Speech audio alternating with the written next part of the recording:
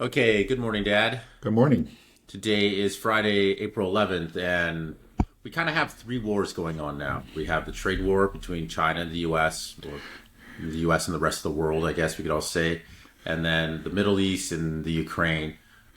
We used to talk a lot about the Ukraine, but in the past couple of weeks, it seems to have been overshadowed by what's happened with the trade war in the Right. Middle East. Is that just, do you still feel like these are the most important conflicts that we should be focusing on? I don't want to lose sight of the ball if there are major developments in Ukraine. Yeah. Is this the monumental stuff? Yeah. I would still say that the Ukraine war is the probably the single most important war. It's the war that's really kind of defining the new world order, you could say, that is leading us towards multipolarity. That fact hasn't changed, so it remains of tremendous importance. The thing is that there haven't been any dramatic new developments. The Russians are advancing. They seem to be advancing at an accelerating rate. Again, there was a slowdown towards the end of last year and the first couple months of this year, and they seem to be coming out of that. They're still not advancing as fast as they were, let's say, back in November or October of last year. But it looks like even absent, a new offensive, they're going to be back up at that level before long. Certain points on the line that we've discussed before. But actually, interestingly, where one part of the line, a very, very important part of the line is the Touretsk and Chasiv Yar area, and they have, these are places where the Ukrainians launch counterattacks and temporarily slow the advance. That actually, in the case of Touretsk anyway, the Ukrainians actually took back some territory, took back some blocks within Touretsk, but that's all over, and now the Russians are advancing beyond both Chasiv Yar and Touretsk. I think there's a small portion of Chasiv Yar that the Ukrainians are just clinging to. But they are, in both cases, moving towards Konstantinivka, which is a very important city. It's both the Touretsk and Chasiv Yar are on the high ground, and I think that made them particularly difficult to take. But once you have them, then you can actually, Konstantinivka is downhill, and it should be easier to take. That's one reason I think that the Ukrainians fought so hard in these places, and they kept in throwing in reinforcements. And then after terrible with these names, Konstantinovka falls, the way is open all the way to Kramatorsk and Slavyansk, which are the last cities of the Donbass area. There's very important breakthroughs that are ongoing. I mean, again, these are just not completely new developments. We could kind of see them happening. Same thing up north around Kupiansk, and then farther south, south of Pokrovsk, and then down in Zaporozhye. All these places, the Russians are advancing. And I think, it was the military historian and analyst, Big Surge, that pointed out that actually the Russians have, over these last few months, have positioned themselves, have made important breakthroughs, established important bridgeheads, have seized the high ground in different places, and have, especially in the south, have actually, broken through the last line of fortifications. And so they're really poised. They're very well positioned to carry out an offensive, which we're all expecting, probably next month. It's just the way people talk about it is a certainty. Now, maybe it isn't, but it's just, you're hearing that. It's just like everybody assumes the Ukrainians, the Russians themselves seem to believe that a major offensive is in the works.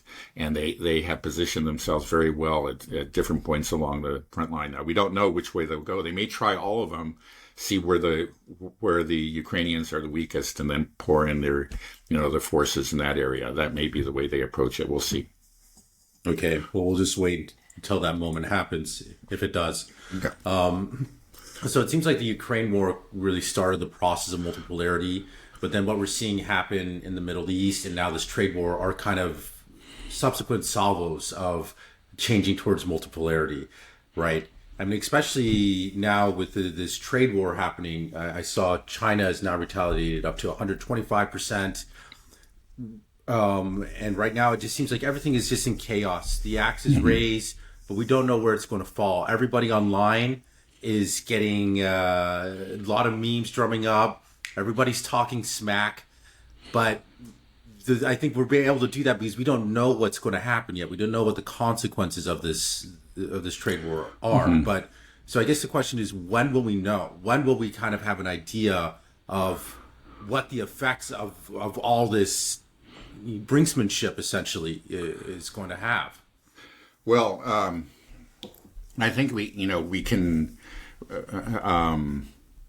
with a certain amount of confidence, predict some of the consequences right now. But you're right. When the world's a big, complicated places, economies are very complex systems, and so you can never make forecasts with anything like certainty. There's no question about it. As we said earlier, the negative consequences of this trade war that Donald Trump has declared against China in particular right now, but to a certain extent against the whole world, are going to be felt before any potential benefits are experienced. And I think it's highly doubtful that we'll even see those benefits, even in the medium or long term, because of the way Trump is going about this. The most immediate consequence is going to be shortages, and it's going to be higher prices. There's just no way around it. Again, China is such an important supplier of many important products to this country that you can't simply, with the tariffs that he's placed on them, pretty much we've either cut ourselves off from that supply or we've doubled the price. And those consequences are going to be felt soon. I just noticed I was scrolling through my Twitter X feed just before we started this program, and I saw there was some American beef company that was saying, "Hey, all our beef is domestic. We're not going to raise prices." But you can see that the companies already know what's happening. The prices are going to go shooting up in a lot of different sectors of the economy. So these businesses are already positioning themselves for it. And I think when it happens, there's all this tough talk online. But when you realize, man, I can't afford a laptop. I was going to get one, but I can't even afford it now because almost all the laptops are made in China. Or I want to order something on Amazon, but the price is double what it used to be. I can only order half as many things as I used to order. And I think, again, all those so-called patriots, or Donald Trump supporters are going to have second thoughts. I mean, Trump is already in actually precarious position. His approval ratings are not very high. I think the last one I saw, maybe take it with a grain of salt because we know they tend to be prejudiced against Trump. But the last one I saw showed a 43% approval rating and a 53% disapproval. And, that is really very low because typically this is the honeymoon period. So I think there's the segment of the population that is really enthusiastic about what he's doing, but they are a minority and most people are getting worried, and so it's a rocky road ahead for Trump right now and for the U.S. economy. Right. I mean, Trump just keeps on saying that China has taken advantage of us. They've cheated us. And you see that on social media a lot now. Everybody's saying, finally, those Chinese cheaters were kicking them to the curb. What are they talking about? How is it that China has cheated us? Well, they're looking at the trade deficit. I think that's what it comes down to. We export a lot to China, but they export a lot more to us. And that's been true for a long, long time. But why is that trade deficit occurring? It's the choices made by probably those very people that are complaining. They go to the store and say, hey, look, this is cheaper. I'm going to buy this. And that decision made, over hundreds and millions of times results in a huge trade deficit. It's not some sort of evil plot on the part of Chinese. It's your rational decision as a consumer that is resulting in this trade deficit because China can supply these products at a much cheaper price. And there, can be a lot of reasons for that. Lower labor costs in China is a big part of it.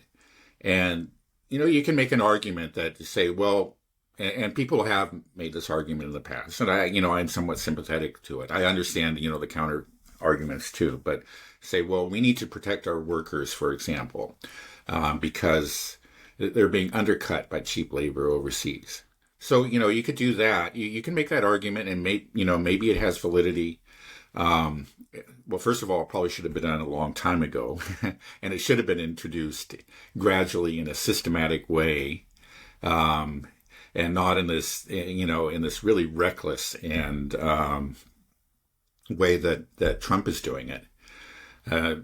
For that policy, you set a policy objective. Your trade deficit is, or you're going to address the trade deficit. You're going to protect American workers. Okay, you set that as your objective, and you work out a strategy, to reach that objective. And you can do it diplomatically, without insulting the Chinese every day. I think they would even understand it because they've done similar things in the past. Every country has. It may actually not even be a good policy, but it's a common policy among countries. The Europeans do it. They try to protect their workers, their farmers, and so therefore they establish these trade barriers. We could do it too. But they seem to be able to do it without this very bellicose rhetoric. Right? We're doing this to punish you. It just seems like for whatever the Americans do, it's not just Trump. This has been true for decades, and many previous administrations. We need to punish the Chinese, and so therefore this does not help. And that obviously produces a reaction on the part of the Chinese. They're a proud people. They're a great civilization. They're not going to be punished by another country, and so we, as a result of Trump's approach, we are where we are now, where. It's either 125 or 145% on Chinese goods coming into this country. I'm not quite sure, but it's just today the Chinese declared it's 125 on American goods, and which is just going to bring trade not to an entire screeching halt, but it's going to greatly reduce it and make those products, things like laptops. We got to get them from China, and you think about how important they are to individuals and businesses. There's just no choice, and now we're going to have to pay through the nose to get them. So anyway, this was, I think, really a disastrous way to go about it. Yeah, I don't know if I strayed from your initial question. I think I forgot, but. That's fine. So if we're only punishing people, it seems like we just use the stick. Why aren't we using the carrot? What kind of carrot could we offer these other countries? Well, you can say the truth is that America does have its own trade barriers. That's certainly the case.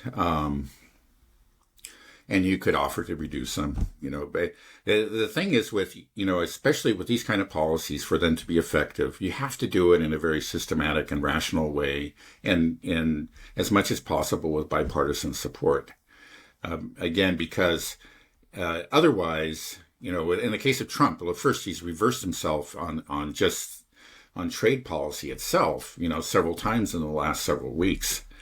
And I know we've talked about this before, but if you're a company and you're thinking about investing a lot of money in a new industry, in response to a policy change, well, you have to have some sort of confidence that that policy change will stay in effect. And nobody can have any confidence that any policy change will stay in effect. I mean, it's just what Trump is doing is sort of like a wrecking ball. It doesn't have any positive consequences. There are always carrots to offer, it's not just in trade, but, in other arrangements as well. And if you are going to impose some kind of tariffs, again, the way to make them acceptable is to do it gradually and to do it, you can do it firmly, but again, without this bellicose rhetoric. There's a reason that we have this word diplomatic, like diplomatic language. Right, that's just like a diplomat understands. There's no reason to enrage your adversary. That makes there's no benefit to that, right? But the language that Trump and the people around him have been using has to be infuriating to the Chinese, and to much of the world too. We talked the last time about how he referred to all those countries that were coming begging for help.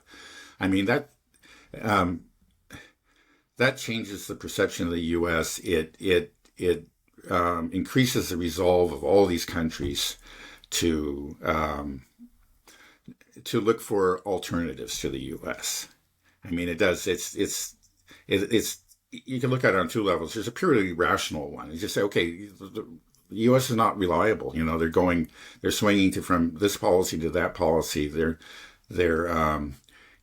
really can't put all our eggs in the U.S. basket. We've got to start diversifying. We got to increase our ties with China and with other countries, right? That's a purely rational way. But then there's also the question of identity. I mean, he's really insulted us as a people. He's insulted us as a nation. And people, countries also respond at this level. It's not just about rational economic calculations. By these gratuitous insults, he's further damaged these relationships. And, some of that, it takes a long time to rebuild trust. And, he's done, the damage that he's done is going to be long lasting, I'll say. Well, why is the Trump administration behaving this way? Well, is it some type of trying to stir up his MAGA base? Because he is stirring up a lot of this anti-China hatred all of a sudden. And I just don't understand why you would want to do that. Yeah. Well, I think the simple answer is Trump himself. I think a lot of this just is coming out of his own head. And there wasn't, there isn't a big, I'm sure you can find businesses, of course, that would be in favor of a tariff policy. It would be to their advantage, but not instituted in the way that it's being, pursued right now by Trump, for the reasons that I just gave. Because, again, the recklessness of it, the inconsistency actually helps no one, including local producers. So I don't think there really is a faction, a large interest group in the country that's in support of this. There are his supporters who will support anything he does. And, maybe the more extreme and the more crude he is in his language, the happier they are. But they're a minority. I think it's just something that he decided in his own head. It's just that's really what it comes down to. It's about Trump and his perception of the world, which is often, I think, it may be based on something, but the problem, like I've said before, in the context of many other issues, especially the Russia-Ukraine war, even if when his intentions are good, his just grasp of the facts is really very limited. And, that can lead to very bad policies. And I think his understanding of economics and trade deficits and what causes them and so on is limited. He just sees these imbalances and he declares that, the other guy is cheating you, and so he's going to go and punish them. Right. So it seems like what we're just playing now is this game of whoever's going to cave first, China or the U.S. And in your mind, it's clear that it's going to be the U.S. that's going to have to cave, right? Right. I think, again, there's this perception that places like China or Russia, they're, dictatorships, and the people are just groaning and, looking for the opportunity to be free and to be little Americans. And if they can be just prodded to overthrow their governments, they would do it. And I think that's not exaggerated. Clearly, it was what a lot of people believe when the economic war was launched against Russia. And it's just obviously has failed miserably. Now we're launching an economic war against China. And, based on some of the same assumptions. But I think you got it completely wrong. Actually, Xi Jinping, first of all, as you're launching the war, like I said last time, the other side sees who's at fault here. It wasn't China that launched this war against the U.S. It's the other way around. So you'll have, unity in China. But there was preceding that, the launching of this economic war, the satisfaction of the average Chinese with the Chinese government in particular was Xi Jinping's leadership was quite high. People were, and I think you know this well. In general, people are pleased with their government, and I think like the support for the government in China is actually quite a bit higher than the support for the U.S. government or for the French government, for that matter. For a lot of Western governments, these declared democracies are actually not very popular at all, with their people. So just looking at that, there's more. I think there's going to be much more popular support. The popular support is much firmer in China than it is in the U.S. And I think there's every reason to believe, especially because all the negative consequences, the short-term negative consequences, are going to appear more rapidly. There will be negative consequences in China, but I think they'll be even more obvious and more rapid within the U.S. And that Trump, who only has 43% approval rating, is going to be in real trouble. And he may just reverse himself again, like he has, was in so many of these trade conflicts already. Okay, so if the U.S. caves to China in this trade war, we can't handle the pain, which I'm sure we won't be able to.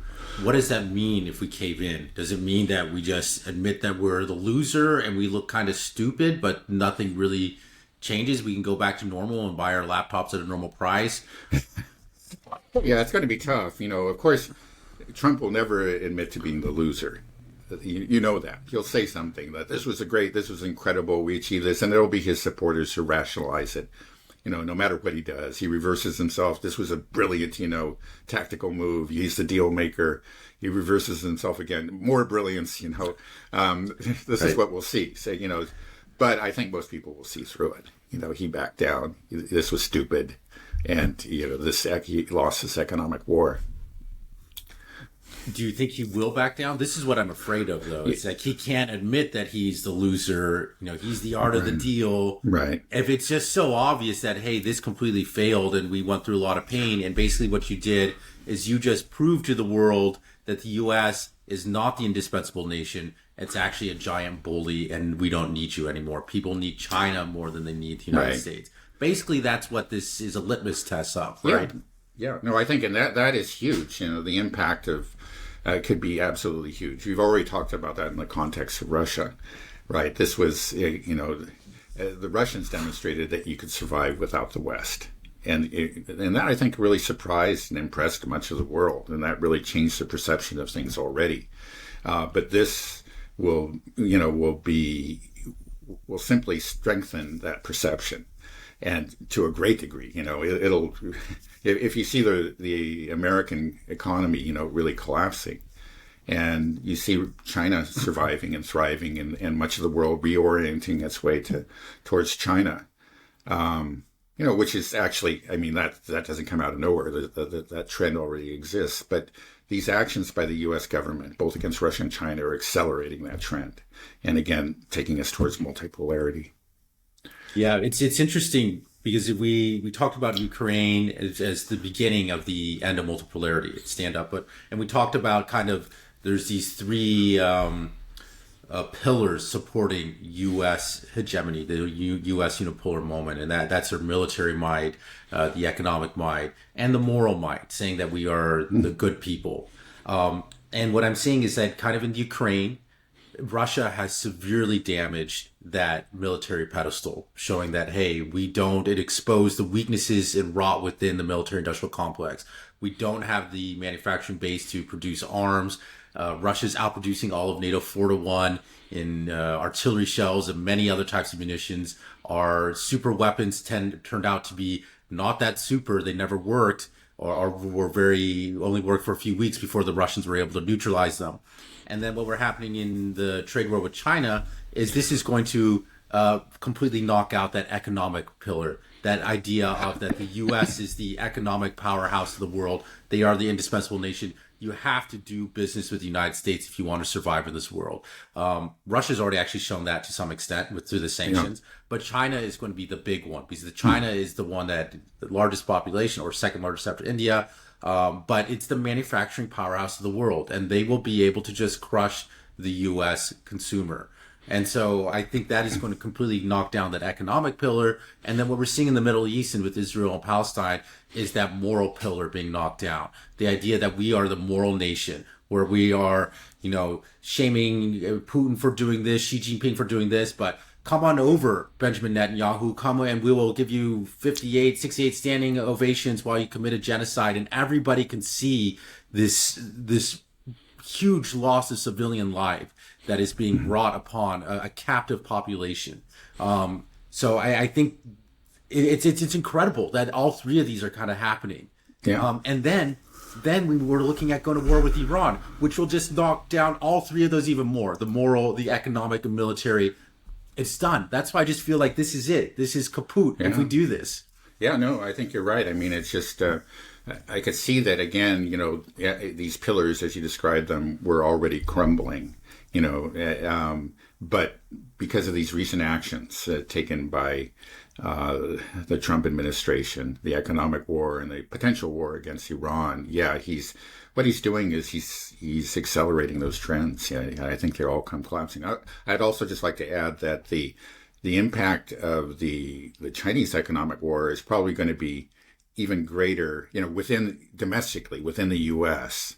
than the impact of the conflict with Russia. And the reason is that, though what you said was completely true, that a lot of these American wonder weapons were demonstrated to be, not so wonderful and so on and so forth. And also that the fact that Russia withstood the sanctions very well and is actually doing quite a bit better than the Western countries right now economically. That fact, I think, by and large, not entirely, but by and large, has been hidden from the American public. To this day, there's still, I read the mainstream reports about the conflict, and there's still stories like the Russian economy is it's just about to collapse and so on and so forth. And, these keep on coming out. So a lot of people who aren't really looking at this very closely and depend entirely on mainstream sources within the U.S.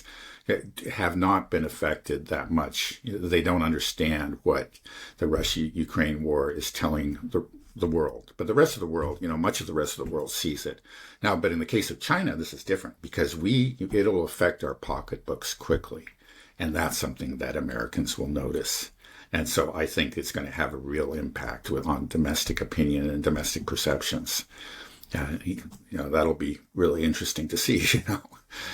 Once there's kind of an admission within the U.S. population that, hey, we are no longer number one. Does that officially mean that we are, that it's been accepted, that we'll know and that we can enter the multipolar world? What I mean? I hope so.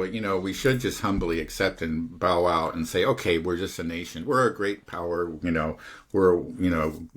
We love America, but we don't have to rule the world. And again, we're returning to our roots. This is what the founding fathers said. Okay, yeah, don't go seek monsters to slay. That said, we're a republic, not an empire. So there's a hope, and there are people that speak that way, but they're they're way outside of the mainstream right now. I certainly hope that that's what will happen, but I just am afraid that we're not going to gracefully bow out. There's going to be a lot of chest thumping and finger pointing and saying, we were number one, or unchallenged, rulers of the world. But Trump, with his crazy ideas, he's the cause of all this. And, you'll have people like the Biden, the Jake Sullivans and the Anthony Blinkens coming back and reinstituting all their policies, and probably keeping a lot of the Trump policies too. There seems to be a rest, like all the bad ideas that Trump had from his first administration, tearing up the JCPOA with Iran, for example, moving the embassy to Jerusalem, annexing the Golan Heights. All those were accepted by the Biden administration. So I'm afraid that we'll just get sort of a different flavor of American exceptionalism, with our next administration, whatever it is. And it's just not going to die that easily. It has to die at some point, but it may just die in just a heap of rubble rather than, gracefully and, through a voluntary acceptance of the new reality. Yeah. The problem is just our politicians. That's all they know how to talk about is American exceptionalism.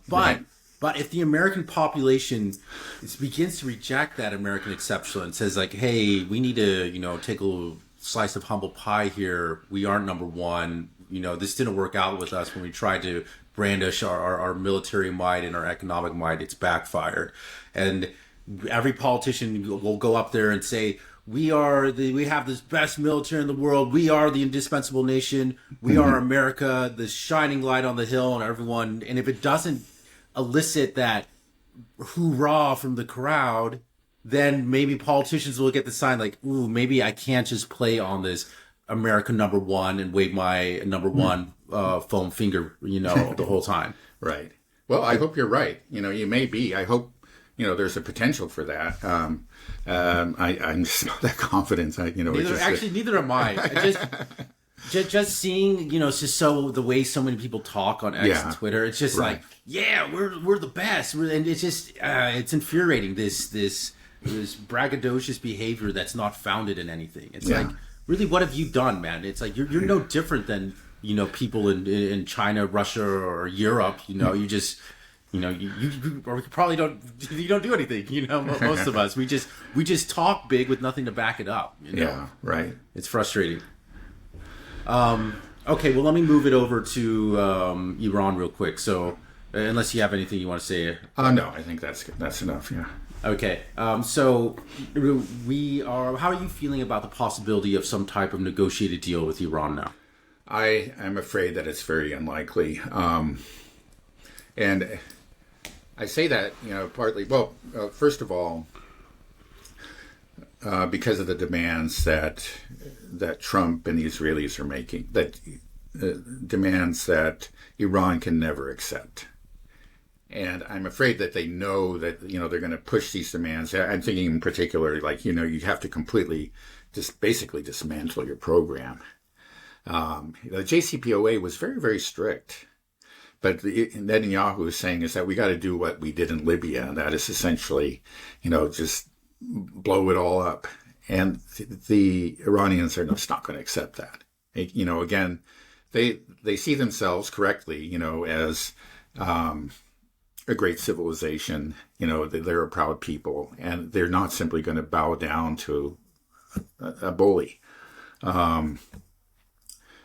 And one of their demands is that, okay, you have to surrender all your missile program. They're not going to do that because they realize that that's basically the deterrence that they have. The one reason probably they haven't been attacked so far and may not be attacked again is that they have this deterrence. The military planners in both Tel Aviv and in the Pentagon, you look at this and say, man, if we attack, they can take out these bases, they can sink that ship because they have these missiles. And so they said, yeah, let's think about this. Maybe not now, maybe later. This is what's happened in the past, and it may happen again. And and that's really owing to Iran's missile program. So they're not going to give that up. They would be crazy to give that up. There's just no way. And that's what they're demanding. Maybe this is all bluster, but then what in fact is Trump going after? He tore up the JCPOA, which was a very strict agreement. So is he going to just say, hey, maybe we could go back to the JCPOA?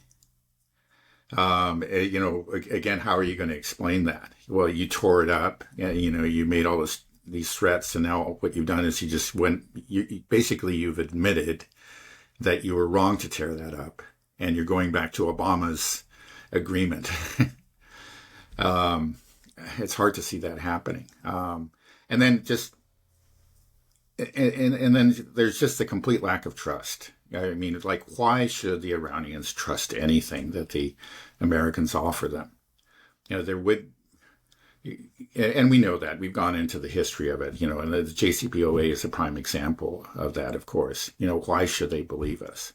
So it seems that there's just there's very, very far apart right now, and there's this huge, maybe most importantly, is this absence of trust. And it's very, very difficult to reestablish that trust. And I just don't think that the Trump administration is capable of doing that. It takes you have to have a long-term view. If you realize, okay, because of our past behavior, the other side doesn't trust us. So we have to, like over time, start to build up trust again. You start with small things, where the other side is not taking a big risk and, in trusting you. And then you just build it from there. And it's going to take years to do that. And I don't see any of that kind of patience or long-term thinking on the part of this administration. I just don't see it there.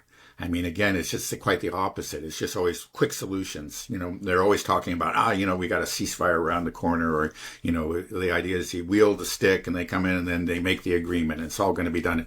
There's just no way that's going to happen. The only way you're going to get to an agreement again is through, very patient and meticulous, well-planned negotiations. And these people don't have,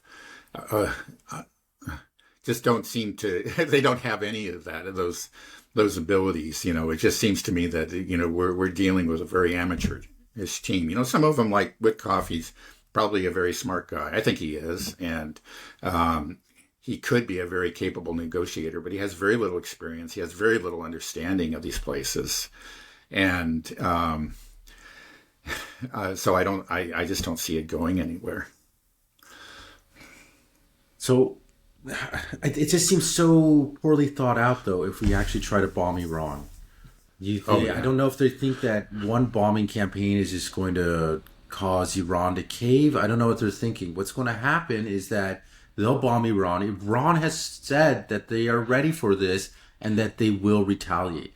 And if they retaliate, they have lots of targets, a target-rich environment for them with our bases scattered out the Middle East, and they can strike Israel. And when they do this, and I think there's a lot of people in Iran and a lot of people around the world actually that want Iran to do this. And if when that happens, does the U.S. think that the world is going to be like, oh, poor Israel and poor America, we're going to rally around you? No, they're going to be like, you bombed them. They told you over and over again. You tore up every agreement with them. Like, what are you doing? You are clearly the one that's instigating this. You've been aggravating it. We can go back. You can go back as far as you want and just see all of the provocations that have been done. I mean, just, less than a year ago, Israel bombed Iran's consulate in Syria. Mm-hmm. I mean, so this is, I just don't understand. Like, are they thinking that they will be able to rally support around the flag if Iran retaliates, despite, everybody gearing up and saying, is the U.S. going to attack? U.S. is going to attack. They do it. Iran punches back, and then we're like, oh no, what mm-hmm. Yeah. What's the Well, I think you're right. Again, for most of the world, will see it for what it is. The aggressor clearly will be the U.S. and the anger against the U.S. will only increase, especially if there are severe economic consequences, which likely will take place. Again, they could block the Strait of Hormuz. They can take out these refineries very easily. Many of those refineries are very, very easy missile range, even though they're short-range missiles. So, there will be this great anger. There could be huge economic consequences for the world, but you'll see the U.S. and Israel as being at fault. Clearly they initiated this conflict. That's the way the world see it. In the U.S., again, I am less confident because, Iran has been demonized for such a long time, and we have this very powerful anti-Iran Zionist faction that, people won't respond rationally. And there may be this, again, the knee-jerk reaction may be just to double down and to bomb them more. I'm afraid that's what we'll see. I mean, it's a real danger. I certainly hope this does not happen. I think there's a chance it will be avoided. Again, with Trump, there's really, I think all bets are off. You just don't know what he's going to do. He makes threats, and sometimes he makes good on them. Other times he doesn't. We'll have to see. But right. Well, I mean, you said that Trump only has a 43% approval rating right now. Right. I mean, if he does this, he doesn't have the base, I think, to make it happen. Here within the United States. I really hope not. I hope there's not going to be a big rallying around the flag effect here in the United States. Just because, like you said, it's so obvious that we were the aggressor. We instigated this. There should be a lot of anger directed at Trump. Like, why did you do this? Why did you get our boys killed? We didn't want this. You campaigned on a platform of peace, anti-war, and then within a couple of months, it became clear that you became an Israel first guy, that your policy was whatever Netanyahu wants me to do. You brokered the ceasefire, your own ceasefire, and then you allowed him to break it, and then you started just being led along this path to war with Iran, and clearly be avoided. I just don't see how. I hope I'm wrong. I don't see Americans coming around and just being like, okay, we want to do this. Do you think so? Do you think I'm right on that, or just? I think in the short run, you might see a rally around the flag. I remember it was the first Gulf War under Bush Sr. Like in the immediate aftermath of that war, he had something like a 90% approval rating, and it was true actually of Bush Jr. after he launched the Iraq War. I mean, it was quite extraordinary, but in both cases, as time went on, that kind of immediate rally around the flag kind of effect diminished, and it diminished, very rapidly in the case of Bush Jr. when we started to see that this was not the war that we imagined. There were no weapons of mass destruction. We're bogged down there. Our soldiers are being killed. This is becoming increasingly costly. I think that's you could see the same thing, but actually even more extreme in the case of Iran, because the consequences are going to be that much greater. You could start to see a real economic crisis, and possible humiliation too of the U.S. if Iran really takes out entire U.S. bases or sinks a ship or whatever.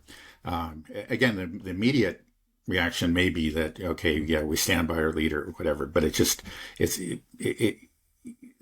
that kind of emotional reaction just doesn't last. If you actually launched an unjust or a poorly thought out war, the people see through it. I mean, that's been the case in past wars. Maybe they don't see it immediately, maybe not those first few months or something, but as time goes on, they start to see this is just not making sense, and this was a disaster. Let's get this guy out of here. Right. I mean, you'd think that Americans would be suffering from war fatigue. We've had so many wars in the Middle East, and we should be catching wise that these are not in our national interest, not in our best interest at all. Yeah. It's the opposite. Trillions of dollars wasted, millions of people dead. Democracy didn't flood through Afghanistan and Libya and Iraq like we were told it would. Right. There was nothing. We just spent a lot of money, killed a bunch of people, became hated in the world. Afghanistan for 20 years to remove the Taliban, only for the Taliban to come in just a week after we left and take all of our military equipment. I mean, I just don't understand how we keep on falling for this. Mm-hmm. We keep on falling for this in a large part because of the influence of the Israel lobby, though. We know now, but the thing is that is becoming more and more apparent. Like we said in the last episode, that the approval, more Americans now have a negative view of Israel, the majority of Americans, which is incredible. And I think that is it's at 53%. I would expect it to go up to, even if the war in Iran doesn't happen right away, I think within a month or so, we could see that at 60% as we continue to see this footage coming out of Gaza. But more importantly, it's breaking through the mainstream. People that I listen to, like comedians like Shane Gillis, are talking about, making jokes like, well, Israel's committing a genocide. And Joe Rogan just had Dave Smith on debating Douglas Murray. I listened to it last night before going to bed. Mm-hmm. It was phenomenal. Dave Smith just eviscerated Douglas Murray. And I think people... I'm sure a lot of people that watch our channel probably don't listen to these people like Joe Rogan, but this guy is incredibly influential. I mean, he is the largest mouthpiece in the world for the English language. And I think people hearing this about what Israel has done to the United States and drawing us into these wars and how we've been lied to again and again, and that we are becoming complicit in, even if you don't want to use the term genocide, just to say, like, if you wanted to say that, make the argument that it's all Hamas's fault. So you're saying that it's okay to kill all of these civilians. That's your position. That we are making that it's a cost that we're willing to pay. It's acceptable. once people start to think that, or are forced to think about it and hear about it, I just think that support for Israel is going to just drop to the bottom. It already is. I think a lot of people are getting an icky feeling about supporting what's happening in the Middle East. Yeah, no, I don't disagree with you. There's no question about it. Yeah, maybe I just want to make one minor correction. Like in the case of Afghanistan, there wasn't really any Israeli or Zionist support for that in particular. That's not the Middle East, that's Central Asia. And so that was just entirely on, our establishment, but yeah, like certainly in the case of Palestine and Yemen and Iran, yeah, the influence of the Israel lobby is huge. There's no question about it. Mm-hmm. And I mean, Libya and Iraq as well, right? That was heavily... Libya, again, not so much. I don't think that that's North Africa, but Iraq, okay. Yeah, definitely. Well, I just remember, because I was listening to that podcast and it was talking about that, the 7 countries in 10 years, right? And I think Libya was on the list, and this was, put forward by, I guess, an Israeli, some paper written by the Israelis. Well, maybe it was. I just remember at the time, the just reading discussions or analyses to say that the Israelis are actually not pushing for this. They don't really care about it. But of course, Gaddafi had already kind of been neutralized. And this is something, again, Iran looked at, right? Is that he agreed to give up his nuclear program. And then a few years later, he was brutally murdered, and his government was overthrown. So I think after he gave up the nuclear program, the Israelis really lost interest in Libya. But that's kind of a tangential point, not particularly important. Yeah, it's all falling apart here. And I think it has to. I'm glad, but it's also a little scary. Like, how is this going to happen? Yes, there's going to be really severe reactions. The people that have been used to being in power, they're not going to give up that power gracefully. That's the scary thing. And those people that are just very emotionally committed to Israel and to Zionism, they're not going to abandon those commitments easily. And, in many cases, you'll just see them double down.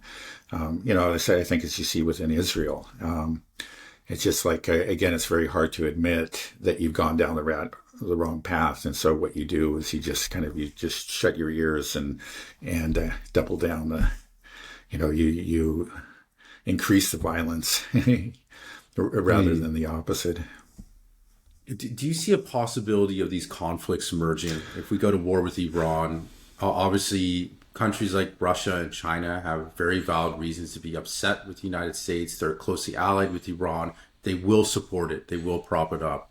And then we are seeing, Zelensky making claims that now the Chinese are now fighting in Ukraine. The North Korean story didn't work so well, but now it's China. It almost feels like he's trying to, just vilify a current enemy of the United States to try to create some type of axis of evil that the U.S. and Israel and Western Europe need to unite against to fight. Now it's not just Russia, it's Russia, Iran, China, North Korea, and we need to stand up against them, Yeah. Well, I mean, he's always trying to draw attention back to, his own conflict. So when he sees that, like, the focus of the U.S. administration shifting to Israel or to China, he tries to make some sort of connection and to use that to actually bring the focus back to Ukraine. And I think that's what he was doing with the Chinese soldier story. So can you tell us a little bit about that Chinese soldier story? Is there any substance to it at all? What? Because I saw some video and they were speaking, I heard some Chinese. It sounded like... Well, yeah, they very well be, I think it's actually well known that even prior to the launch of the SMO in 2022, there was Chinese mercenaries in the Donbass, fighting alongside the militias. And that's just what happens. See, there are people that volunteer, for whatever reason. Maybe they just want to fight in a war and there's nothing more than that, or they, for whatever reason, they're particularly supportive of Russia or of Ukraine or what. And so they volunteer. They get there, they don't need the approval of their governments. And I think in the case of China, there clearly was no approval. They were actually acting against Chinese law. But we're talking about small numbers, so the Chinese really didn't care. Nobody really cared. You're talking about maybe like a couple dozen guys at most. That's the way. It's probably not even that. Who, for their individual reasons, went there. Not as a matter of Chinese policy, anything like that. So it's certainly possible that a couple of those soldiers, those mercenaries, were captured by the Ukrainians. But it just doesn't really mean much of anything. That's what I would say. It doesn't. It's not evidence of Chinese support or involvement in the conflict. True. I mean, yeah. When he said that, I've read many stories of Brits being killed in Ukraine or in Kursk, or a British soldier was captured in Kursk. So it's like there's a lot of mercenaries fighting on the Ukrainian side as well. It just happens in conflict. So right. Well, like in the case actually on the Ukrainian side, in the case of the British, as we know, the British are deeply involved. Much more so than the Chinese are on the other side. It looks like there's really no evidence of military help or involvement by the Chinese. The Russians are doing this on their own. They're not buying munitions from the Chinese, whatever. That would be. It seems to me that there wouldn't be anything wrong about that. I mean, again, the Ukrainians are quite openly, acquiring all their weapons from different Western countries. But the Chinese haven't been doing the same for the Russians, and they have not been involved in any sort of military planning. There's just no evidence of any of that, whatsoever. But on the Western side, of course, there's a great deal of evidence. It's been fully admitted by the generals themselves that they were deeply, deeply involved and are still deeply, deeply involved in just every aspect of planning and operations, and of course, the supply of munitions and the provision of targeting data and all that. They're deeply, deeply involved in every aspect of the war. So, and that's true of both, particularly of the Americans and the British. So, yeah, I think there are these British mercenaries, but there is, and they may be there just on their own, for their own individual reasons, probably. But you got to wonder sometimes whether or not it's only that. They may, in some cases, these may be, actually like soldiers that are there actually, under the aegis of the British military. Maybe their special operations forces or their intelligence agents or whatever. That's a real possibility. I don't see any reason to suspect the same of the Chinese on the other side. Interesting. I'm going to leave you with sort of a big question, see how it works. I don't know. Basically, we have these three huge conflicts, and we're losing all of them. We've instigated them. We're heavily involved in them. This is the battle for Western hegemony in a way. Can you kind of explain just the macro picture of what to expect? I'm not asking you to make any firm prediction about prices will go up this high or when it will happen, but just what this is just kind of means for the world as we lose each one of these conflicts, as we lose the conflict in the Middle East, the morality war with Iran potentially, we lose the trade war, we lose this proxy war in Ukraine. I mean, what does that do for the world? I don't know if that's a great question, but yeah, well, I think it all adds up to the end of Western hegemony, and the end of Western hegemony means the rise of multipolarity. I think it means that the G7 is going down and BRICS is going up.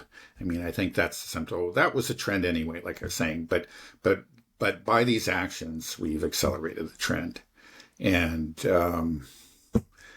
I don't know if we can. I really say any more than that. But I guess I'm more concerned about what should we expect in the Western world, living in Western hegemony. I think that's the fear that a lot of people have, and that's one of the things that is kind of holding Western hegemony together to some extent.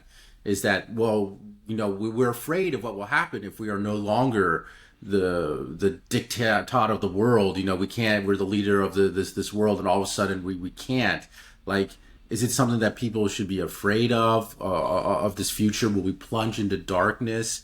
Like, that's kind of I think the concern a lot of people have. Yeah. Well, yeah, I think those fears are greatly exaggerated.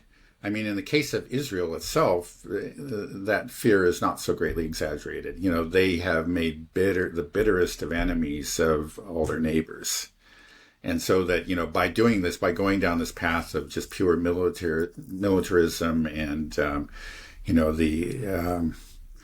by openly, you know, oppressing their neighbors, you know, again, just asserting their military dominance in the region, they have created very bitter foes. So then there becomes this fear that once you've done that, you've made enemies all your neighbors, and, you know, you're kind of holding them at bay with your guns. Then you're afraid, well, what if I actually, you know, if I lay down my arms, you know, what's going to happen? They might, you know, they're going to come in and they're going to exact vengeance on me. So I think that's part of the Israeli psychology, and you know, again, it's a vicious cycle. The farther they go, you know, at some level, the greater their fear is. It really should be different for Europe and especially the United States. You say, okay, yeah, we've really pissed off a lot of governments around the world, you know, but we're out here on the Western Hemisphere. You know, we've got the Atlantic Ocean on one side and the Pacific Ocean on the other side. You know, there really shouldn't be the same fear. You just say, okay, this was a really stupid mistake, and let's just kind of let's pull back. Let's close down our bases around the world. You know, let's become a republic rather than an empire, and we'll be okay, right? It should be that way in the U.S. if we're thinking rationally, and to a lesser extent in Europe. You know, Europe, we're talking about better than 300 million people. So, you know, there is an effort, of course, to talk up the Russian boogeyman, but it's having some success. But it seems like in general, it's something that the people don't support. So, I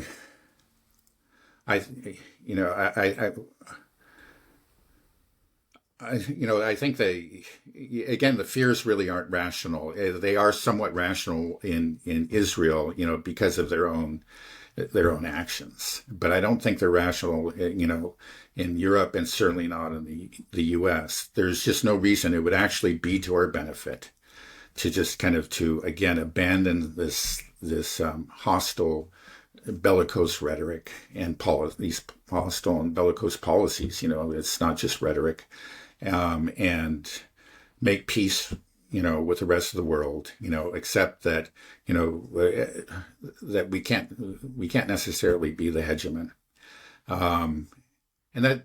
And maybe it's good that we're not the hegemon. Again, it's a burden. We pay the price of being the hegemon. I think that that awareness does exist on the edges right now, and it could be brought forward. You know, just like, okay, you know, we did a great thing. We ruled the world for a while, and now, you know, under our protective wings, you know, all the little countries, the poorer countries of the world have risen up, and they've developed. So it's time for us to step back and you know, become a normal nation again. Of course, we've had people like Ron Paul. Well, yeah, I was thinking about Ron Paul, but then previously in the 1990s, why am I so terrible with names? I know exactly who I'm talking about, but the Republican. Okay, well, I'm embarrassed. You know, I think probably most of our viewers know who I'm thinking about, but right now, for some reason, I can't remember his name. We've had, you know, actual Republican candidates in the past who actually, you know, made this argument very forcefully and very openly. You know, so it's there, and it's a very rational argument, and you just hope that it can win the day. You know, because it does make an awful lot of sense. But again,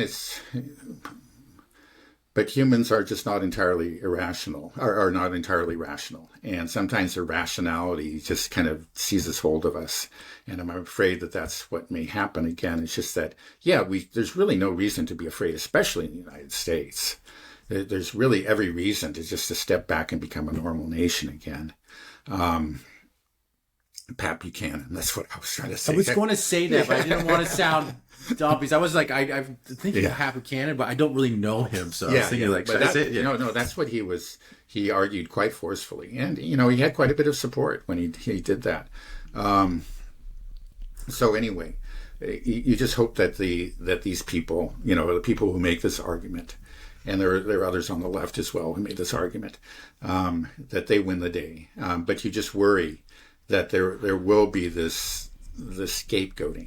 You can this anger, like if we do suffer an actual military defeat, let's say in the Arabian Sea or in the vis-a-vis Iran, there will be a lot of people who are going to be furious and not for the right reasons. They say, we were humiliated. This is unacceptable. We must reestablish our dominance. We must reestablish, deterrence. We must make the world fear us again. That's the problem. That always seems to be, the knee-jerk reaction to everything on a part of much of the establishment. And I'm afraid that's not going to go away.